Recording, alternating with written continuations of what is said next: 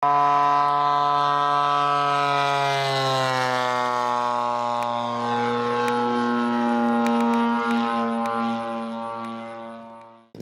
50cc Aeroworks Edge 540 has been a pleasure to fly since the first day. We've had a couple of scary times, but those are all my fault. This Edge has always been extremely precise and very stable. One of the things that makes this plane so popular is its ability to be an animal in the air, yet land at a walk when you throttle back. Being predictable in the air lets me try things that I couldn't do with other planes. And the ease at which it does things, like an elevator, makes other people angry when their planes won't do it so nice.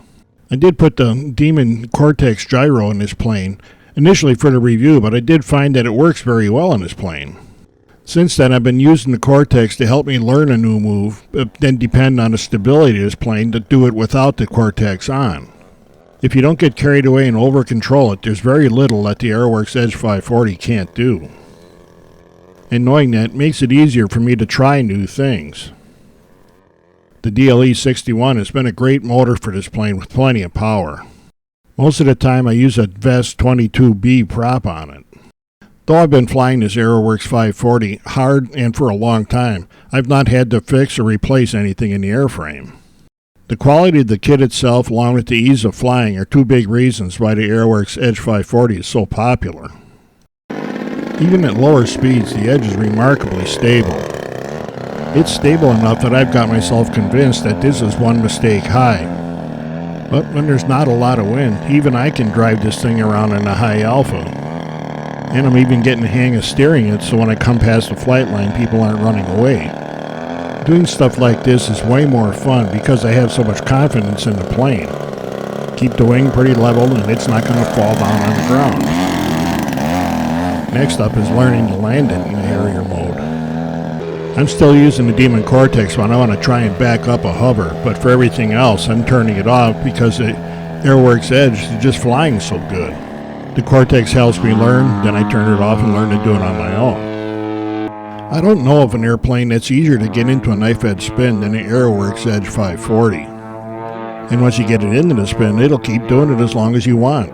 But I've learned that it's best to kind of fall out of this in an inverted flat spin before you get too close to the ground. I get more confident with this plane all the time. That doesn't mean I get stupid. Okay, maybe a little stupid. But keep in mind that I can do these tumbles just about any time I fly this plane, and I haven't had to fix anything yet. After we had started shooting the video for this re-review, I was at the field without the cameras one day, flying around knife edge like this. The Aeroworks Edge 540 flies knife edge easy, and I was practicing doing figure eights and ovals and just kept flying it around for several minutes, all in knife edge.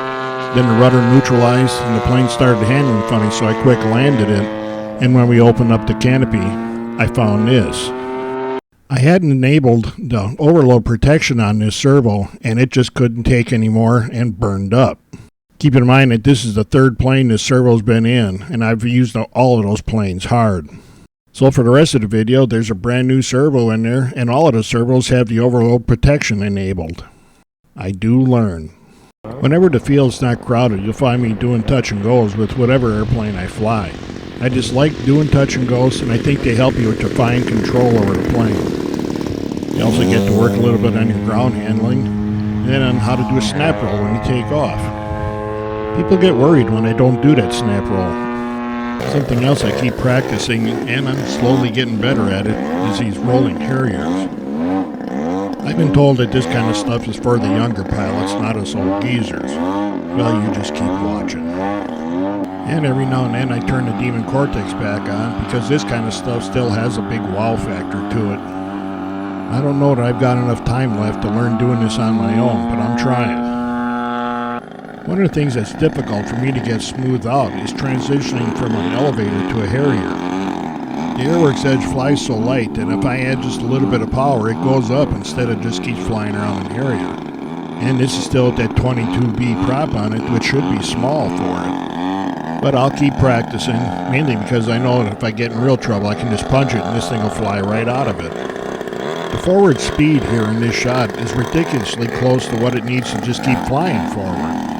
and I like one that I have an out if I need it. I've been told that a knife edge spin is one of the toughest things you can do to an airframe, and that must really show that Aeroworks planes are tough, because I do this all the time.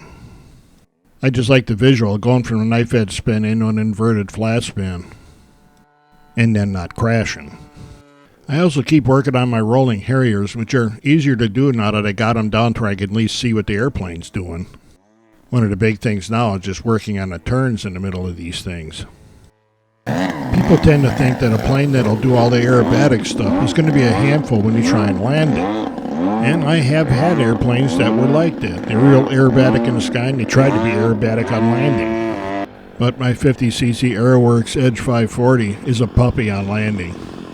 Even in a fair amount of wind, it just doesn't have any bad habits when you get close to the ground. And I like that about this airplane, because chances are I'm going to gas it up and go up flying again.